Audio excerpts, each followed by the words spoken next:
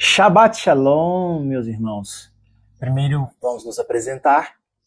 Eu sou David Ben Avraham, da comunidade israelita Beit Aleph, uma comunidade que está começando aqui na cidade de Patos de Minas. E vamos trazer para vocês o estudo semanal, a nossa Parashat. E não há melhor maneira de começar uma Parashat como essa de agora, que já é em Bereshit, no início do ano de 5.786. Estamos começando um ano novo judaico.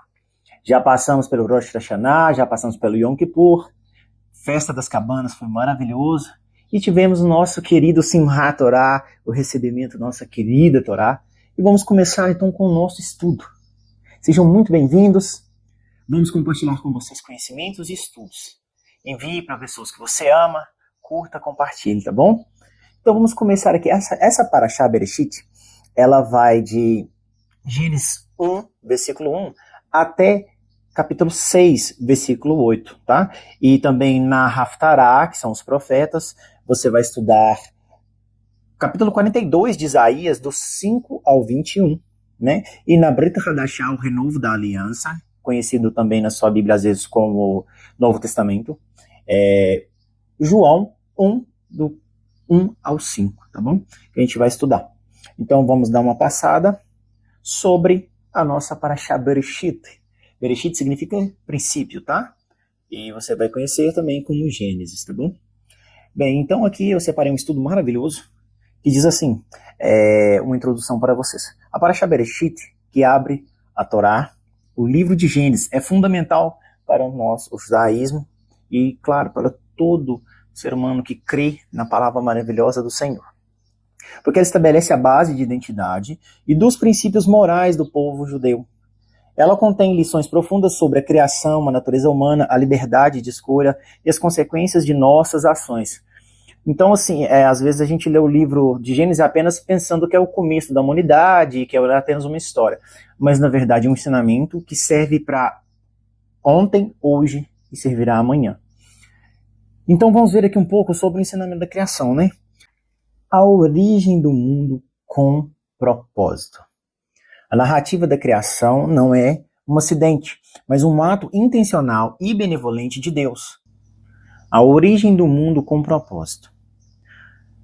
A criação não é um acidente, mas um ato intencional e benevolente de Deus, e não apenas criou o universo, mas ele estabeleceu leis e um propósito conhecido para ele.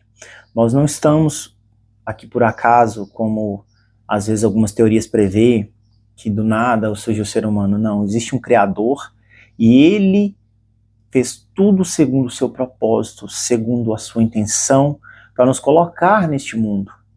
E o Bereshit é isso. E vamos ver aqui a criação do mundo em 6 dias. O Eterno criou o mundo em 6 dias. Lembrando que esses 6 dias não são 6 dias como nossos dias da semana, não, tá? São 6 tempos, tá bom? E depois vem o 7º dia, né?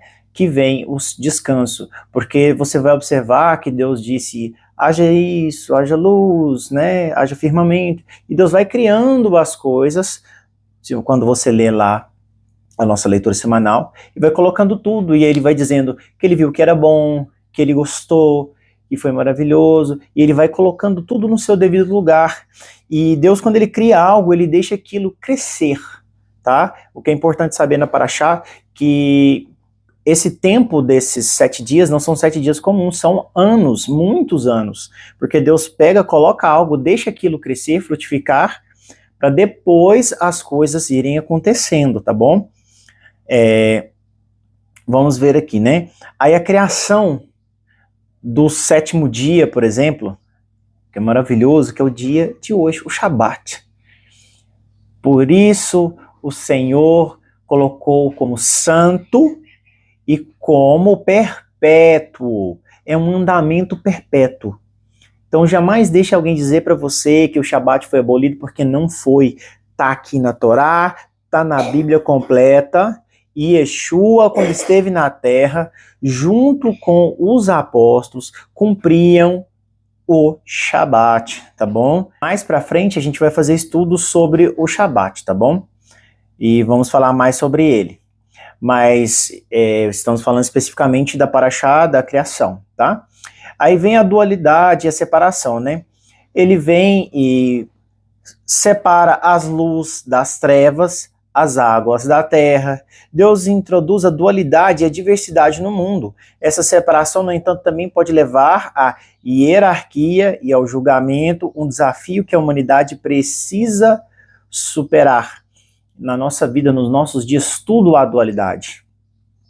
Nós temos, né? Assim como água e fogo, céu e terra, homem e mulher, nós temos todas essas dualidades com suas diferenças, com seus princípios, com a sua formação, tudo pelo eterno.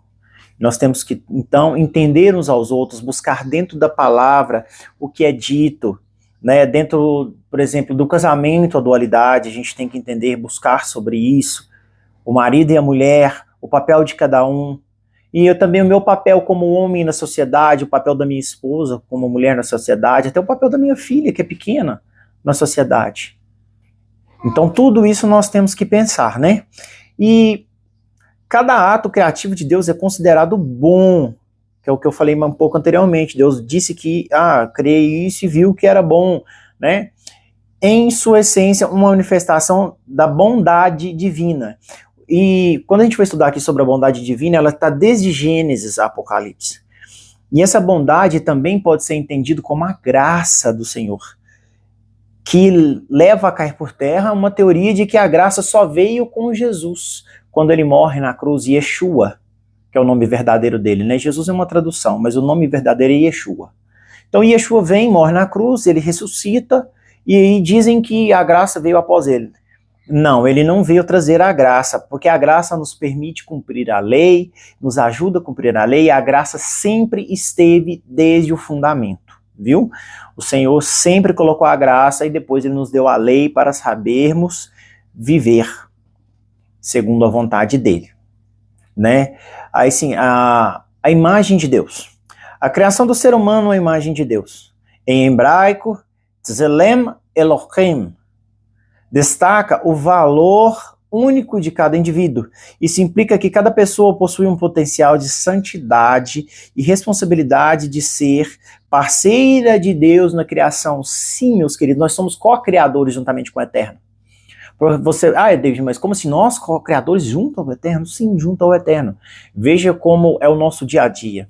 Nós construímos casas, nós construímos prédios, ruas, avenidas, formamos comunidades. Nós nos reunimos. Então nós estamos fazendo o quê? Mudando, né? Criando junto com Deus a terra e tudo que nela há. Nós estamos dando continuação à criação do Eterno, é claro que tudo sobre a autoridade dele, né? Então aí vem a questão do livre-arbítrio. A história de Adão, né? Adão e Rava, conhecido como Eva, no jardim do Éden, introduz o conceito do livre-arbítrio e da capacidade de escolha. Deus deseja o serviço consciente, por isso colocou Adão e Rava à prova. Sua decisão de desobedecer demonstra que a capacidade de escolha vem com a responsabilidade de arcar com as consequências. Aí, ou seja, aqui a gente vai falar sobre Adão e Rava no jardim do Éden. Eles tinham a opção de dizer não ao comer do fruto proibido, que o Eterno disse que não poderia, árvore do conhecimento do bem e do mal. Esse é o livre-arbítrio. Eles utilizaram o livre-arbítrio que eles tinham de poder de decisão e decidiram errar, infelizmente. Mesmo Deus dizendo que não era para fazer, eles fizeram. E nos dias de hoje nós temos que pensar da mesma maneira. Tudo o que fazemos tem uma consequência. Nós temos que pensar que cada escolha nossa tem uma consequência diante do Eterno, diante da nossa comunidade, diante da sociedade como um todo. E as nossas decisões podem acarretar coisas boas, crescimento, produção, mas também destruição. Então nós temos que ficar atento ao bom uso do livre-arbítrio.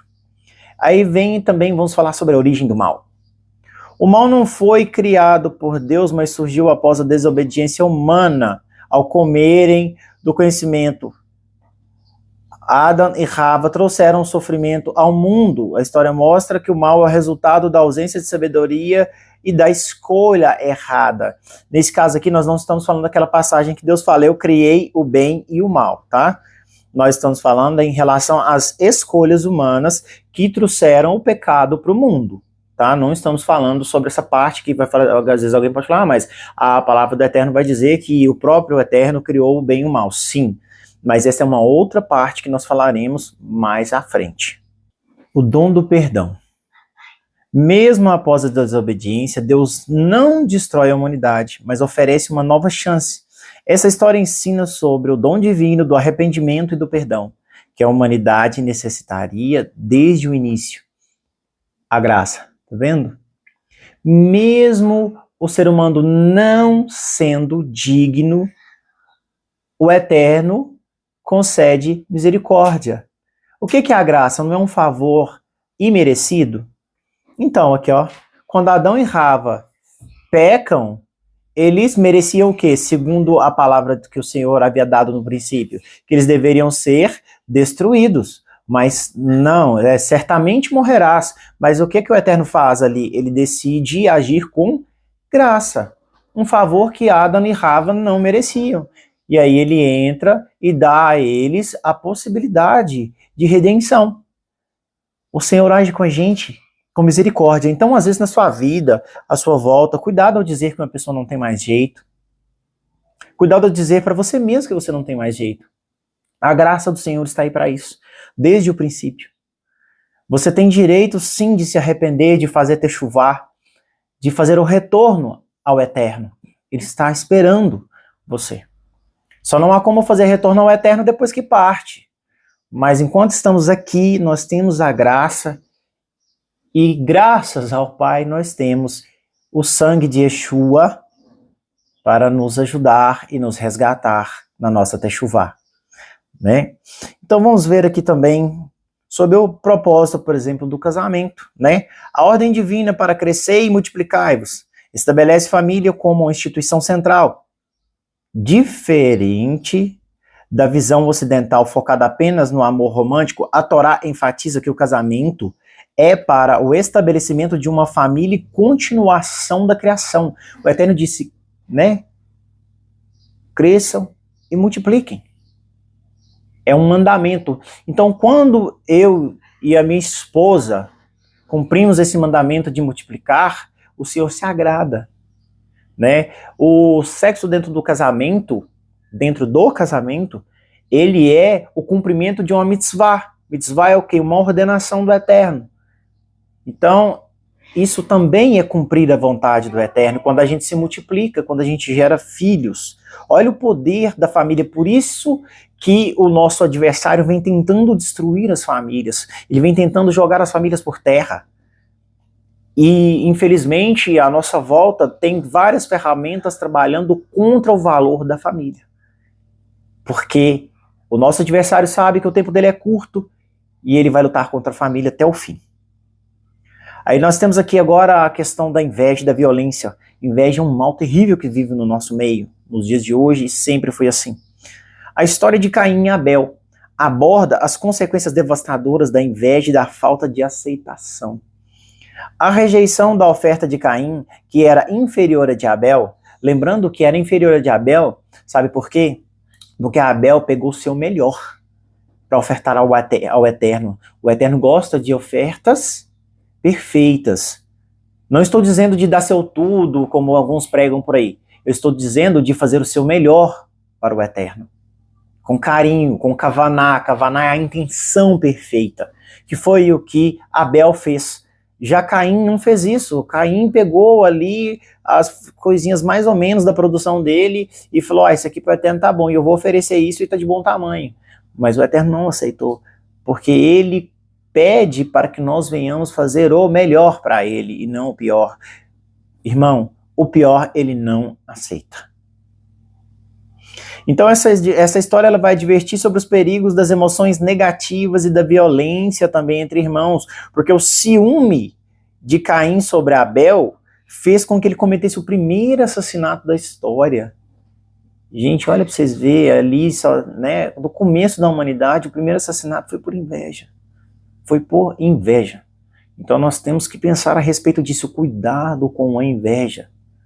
E a inveja parte, aqui o exemplo de Caim e Abel, dentro da nossa própria casa, dentro dos nossos próprios parentes, os amigos próximos, pode surgir ali a inveja. Então nós temos que tomar cuidado para não ser invejados, mas também para não invejar os nossos irmãos. Cuidado, irmão, a inveja mata, ela corrói, ela destrói, e é uma ferramenta do inimigo, do adversário, desde o princípio, lá em Gênesis. Olha a força da inveja. Então tome muito cuidado, viu? Ela é a maior ferramenta que o nosso adversário tem, né? E o valor da vida humana, vou olhar para você. A criação de Adão como único progenitor da humanidade ensina a lição do valor de cada vida. Isso implica que cada indivíduo é um mundo inteiro, e matar uma pessoa é como destruir um mundo inteiro. A Kabbalah vai nos dizer que nós temos um universo dentro de nós. Mas como assim, David, um universo dentro de nós? Porque nós temos dentro de nós, do nosso corpo, nós temos a qualidade do universo, qualidades do universo. Nós temos luz, nós temos energia, nós temos ar, nós temos água, nós temos os nossos pensamentos, nós temos as nossas decisões, nós temos a nossa evolução. Tudo isso é um universo, cada ser humano é um universo em particular. Deus nos fez perfeito, Deus nos fez a imagem e semelhança dele. Qual a semelhança que nós temos com o Eterno? Nós estamos semelhantes a ele na forma espiritual, na forma de essência, nós somos semelhantes a ele. Vamos falar também um pouco sobre responsabilidade e redenção. A narrativa de Bereshit, que termina com o início da história de Noé, mostra que a humanidade, apesar de seus erros, tem a oportunidade de recomeçar. Ele reforça a promessa de redenção e o controle soberano de Deus sobre toda a criação. E o que demonstra que essas pessoas que dizem que uns dizem que Deus não existe, completamente fora. E outros já dizem que Deus criou tudo, mas ele simplesmente abandonou a humanidade e a humanidade que se vira. Não, não é assim. Ele continua sob controle. Ele enviou Yeshua para que houvéssemos a redenção, para nos ligar de volta a ele, para fazer o princípio da nossa Teshuvá. Então o Eterno demonstrou o amor de tal maneira que ele envia seu Filho, aquele que ele criou unigênito para cá, para poder morrer numa morte de cruz, para que fôssemos salvos. Então aquele que crê, a palavra lá na Brit Hadashah vai dizer que aquele que crê no Eterno será salvo, né? Aquele que crê no Filho que o Eterno enviou será salvo. Né? Então vamos falar aqui também um pouco sobre o que o Midrash vai nos trazer e o Talmud, né? Que expande a narrativa de Gênesis, né? Oferecendo detalhes de interpretações, ensinamentos que não estão explícitos na Torá. Então os nossos sábios vão comentar sobre isso, né? Sobre a criação e o propósito, por exemplo, o mundo antes do mundo. O Talmud ensina que Deus criou e destruiu vários mundos antes de Bereshit. Isso sugere que a criação não foi um ato impulsivo, mas um processo de tentativa e erro com um propósito específico, sendo a estabilização do universo atual. O que os nossos sábios querem dizer aqui não é que Deus erra não, tá, gente? É que Deus foi moldando, fazendo, construindo, e ele vai testando e vai olhando as coisas, como funciona na própria ciência. A gente vai testando as coisas na própria ciência, até que algo fica bom do jeito que é perfeito. Então Deus foi fazendo outros universos, assim, isso os nossos sábios estão dizendo, não está escrito aqui, tá, bem?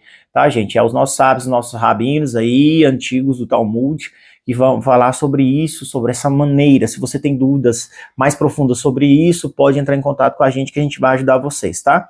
E linguagem sagrada.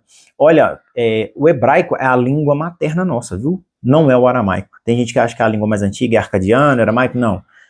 A língua a qual o Eterno, segundo os nossos sábios, criou o mundo, né, que criou as 10 sefirot da árvore da vida, é o hebraico. Então, no entanto, quando você vai estudar hebraico, você vai ver que cada letra dos 22 letras consoantes do alfabeto hebraico, ela tem um significado. Cada letra significa alguma coisa. E é um contexto grande, cada letra significa muito. E então Deus vai utilizando o alfabeto hebraico para criar cada uma das sefirotes e vai criando também os tipos de mundos, né? Nós temos os 4 mundos, né? O mundo da emanação, nós temos o mundo da ação, que é esse que nós estamos, né? E tem o mundo da criação também. Então, quando a gente vai estudar já lá na Kabbalah, aqui no Zohar, vai nos falar sobre as diferenças desses mundos, tá bom? E mais pra frente, eu não vou falar muito sobre isso agora, mais pra frente a gente entra sobre isso, né? Mas o Talmud e o Midrash vai falar que a linguagem é vista como uma ferramenta poderosa e sagrada que deve ser usada com responsabilidade. Se você ler aqui na palavra do Eterno, ou na Bíblia completa, ou na Torá, você vai ver Deus usando sempre as palavras para criar, e os seres humanos sempre usando também, com a autoridade do Eterno e a força do Espírito sobre eles, a palavra para abençoar ou amaldiçoar. O poder da vida e da morte está na palavra. O Eterno vai nos colocar diante de nós, fazer isso, coloque diante de vocês o bem e o mal, a vida e a morte. Escolha, pois, a vida, escolha, pois, o bem. Então os nossos sábios vão dizer que tem que ter muito cuidado com cada palavra proferida, porque todo som emitido no universo tem uma resposta. E isso o Eterno já deixou bem claro, que de acordo com o que nós proferirmos, isso sucederá. Então a língua maldizente, o Lashon Hará, é um perigo, que é falar das pessoas, falar mal ou proferir palavras ruins, palavras negativas. Então nós temos que sempre buscar falar palavras boas, palavras que edificam, palavras que honram o nome do Eterno, porque pela palavra tudo foi feito. A Bíblia vai nos mostrar de Gênesis e Apocalipse a importância da palavra. Então cuidado com a maneira como a gente conversa, as rodas de conversa, o tipo de coisa que a gente está atraindo com o que a gente fala. Existe até um dito no meio das pessoas aí que diz assim, que se na nossa fala nós mordêssemos a língua, seríamos envenenados ou seríamos nutridos. Ou o que quer dizer com isso? Né? A gente fala coisas boas, a gente tem sentimentos bons, ou coisas ruins e sentimentos maus. Então temos que tomar cuidado com isso, para que não sejamos envenenados a nós mesmos. Então vamos falar também sobre o arrependimento e o perdão. O Midrash ensina que antes de criar o universo físico, Deus criou o arrependimento. Olha para você ver o que nossos sábios estão dizendo. Antes mesmo de criar o nosso universo físico, Deus, sabendo que nós precisaríamos disso, ele já criou o arrependimento. Esse ensinamento mostra que desde o princípio, a falibilidade humana e a necessidade de perdão foram previstas e a oportunidade de retornar para Deus sempre esteve presente. A graça, meus irmãos. Tá vendo? A graça, desde o princípio. Então não é Yeshua que traz a graça na cruz. Ele traz a salvação e redenção, mas ele não trouxe a graça sempre esteve. Ele vir à terra já é um ato de graça do Eterno. Nós não merecíamos que Yeshua viesse aqui por nós, mas ainda assim o Eterno nos fez. Né? Então, vamos refletir sobre essas coisas. E vamos também ver aqui uma coisa interessante que o Midrash vai nos trazer sobre a marca de Caim, tá? Que as pessoas têm muita dúvida sobre isso. O Midrash expande o significado da marca, que Deus coloca em Caim, interpretando-a, não como uma punição, mas como um sinal de proteção divina. Mesmo para aqueles que cometeram grandes pecados, isso demonstra a compaixão de Deus e a possibilidade de redenção mesmo diante de um ato tão grave. Olha o que Deus está fazendo por nós. Às vezes você fala assim, não, para mim não tem mais jeito, para mim as coisas já terminaram, eu não tenho mais o que fazer, para mim já deu, eu não tenho salvação.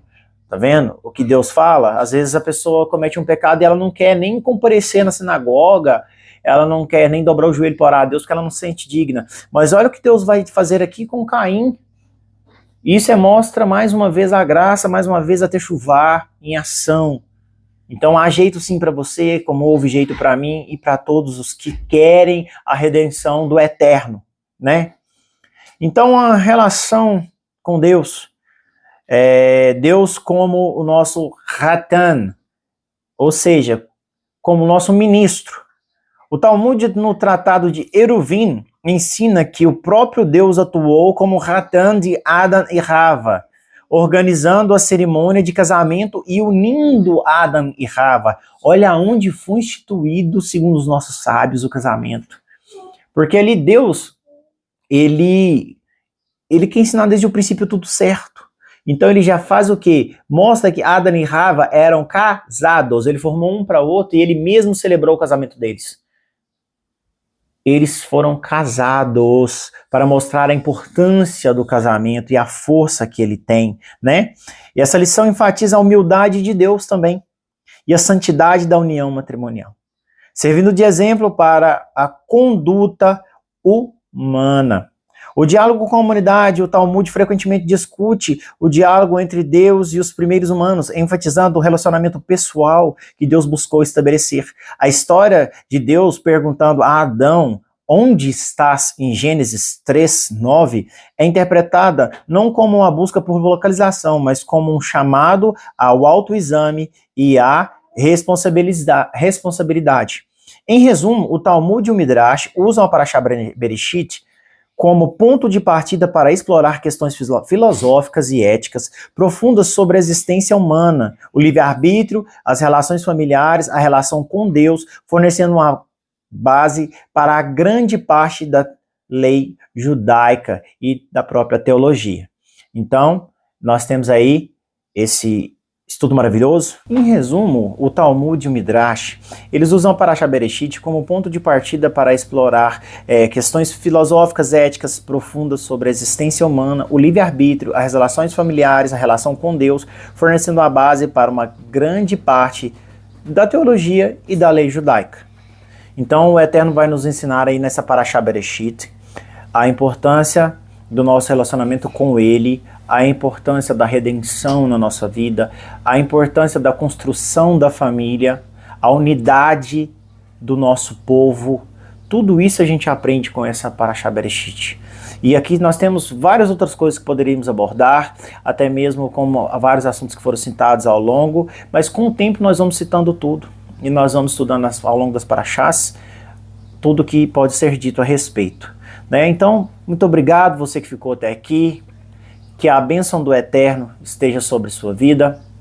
Se você tem alguma dúvida, entre em contato com a gente vai te ajudar. Que o Eterno o abençoe. Shalom, shalom, Shabbat shalom e lehitraot.